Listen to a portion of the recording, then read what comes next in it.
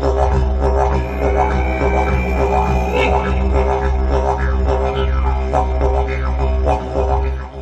I'm John. Welcome to Mr. G's Workbench on a frigid evening in Southeast Texas. This is part 4 of the F-18A build from Kinetic. Tonight we'll be jumping into step 9 of the instructions. Before we get started, we'll take a look at everything we've gotten done to date, and then we'll take a look at what we're working with today. Before we get started, I just want to thank all my subscribers. We're just shy of 400 subscribers. Thank you all. I appreciate your positive comments. I appreciate your observations. And most of all, I appreciate you coming back to watch these videos. And I would say, if you're not subscribed, why don't you join the rest of the cool kids and jump on board, all right? Ring that bell and be notified every time I put out a new video.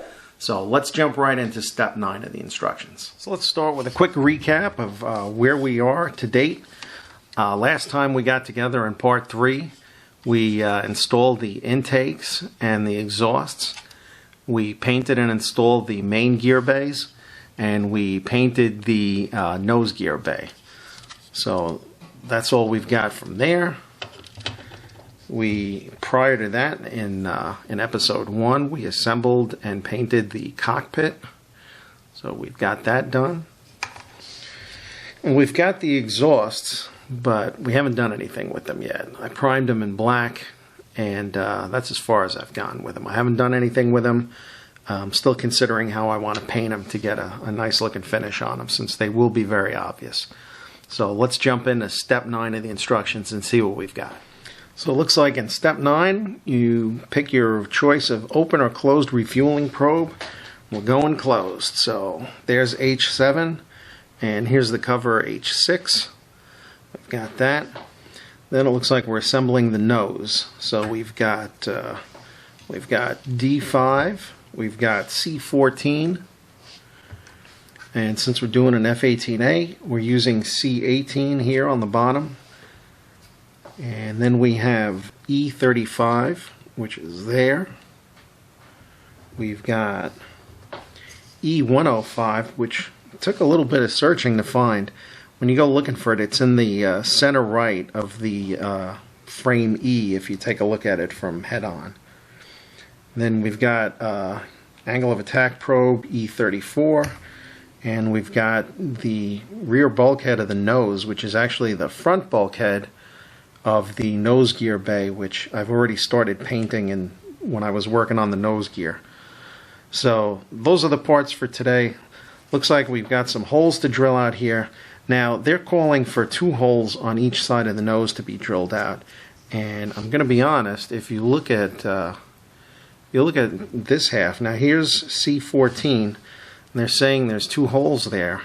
Well, there's 1 hole marked here. There's no other holes marked on the inside here. And I can't see where it's going to go. And there's only 105 is the only thing going on that side, at least so far. And that doesn't even have any locating pins. Like in the instructions here, they make it look like it's got this big block locating pin. There's nothing on the back, it's flat. So I don't even know if I'm going to drill those holes out. The other one, D5, they have you doing the same thing, drilling 2 holes, but again, there's only 1 there. Now here, I can see where one of them is the angle of attack probe, and it looks like that's the hole that they've marked. The other part is E35, which they've got going into another hole. Now this one has that little blocky piece like they showed here. And I don't see, there's no spot to put a hole. Wouldn't even make a difference at that point. So what I think I'm going to do is I'm just going to trim that little block piece off the back and just install that up here just above the center of the slime light. So I think that's going to be the way to go with that. So let's assemble it and let's see how things come together.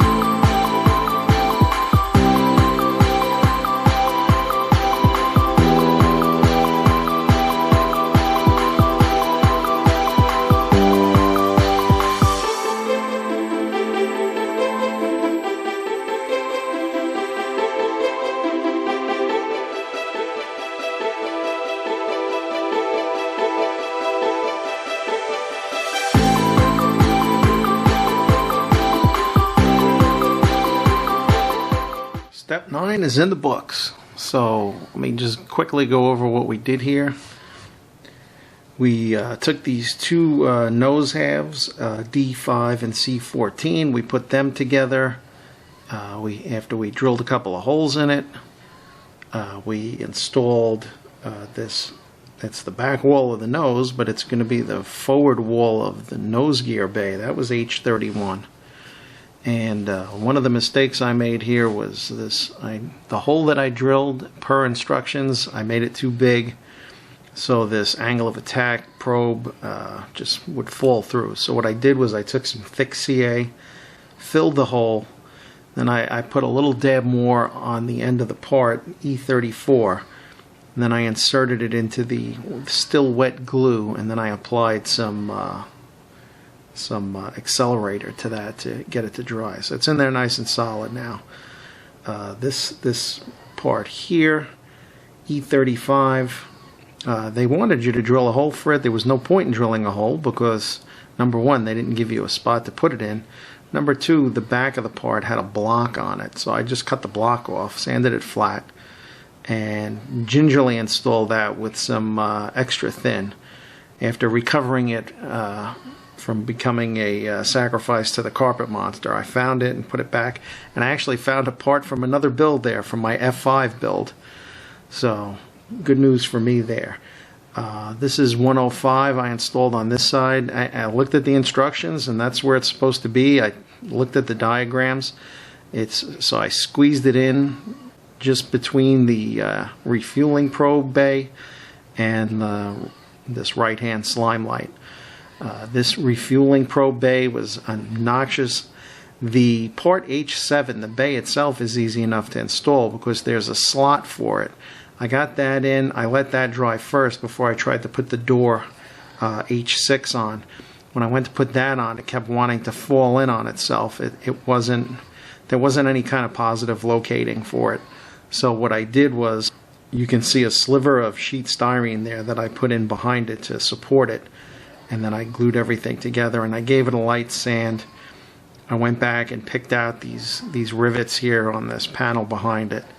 And I also had initially left a glue mark here, the ever popular Tamiya extra thin fingerprint. I had the beginnings of a fingerprint. I sanded it off, made good on that. After I installed the bottom of the nose here, that was C18. That was one of the few places on this build so far I had to use some putty. I went back and sanded it and cleaned it out. Same over here. Puttied it, sanded it, cleaned it out. I went back and rescribed this panel line right here, and it's shiny because what I did was, after I rescribed it, typically after I rescribe a line, I'll go back with some Tamiya extra thin and just lightly brush on there to get rid of any burrs or any residual plastic I may have scraped out that's still there. Same thing here on the nose. I rescribed that line around there, and I ran a almost dry Tamiya extra thin cement there too. So that's it for step 9. Next time we get together will be step 10, which is pretty straightforward. It's just going to be, I believe, the intake faces and the splitter plates that go with them. So we'll have that. Here's where we are so far. To recap, we've got the fuselage, we've got the cockpit, now we've got the nose.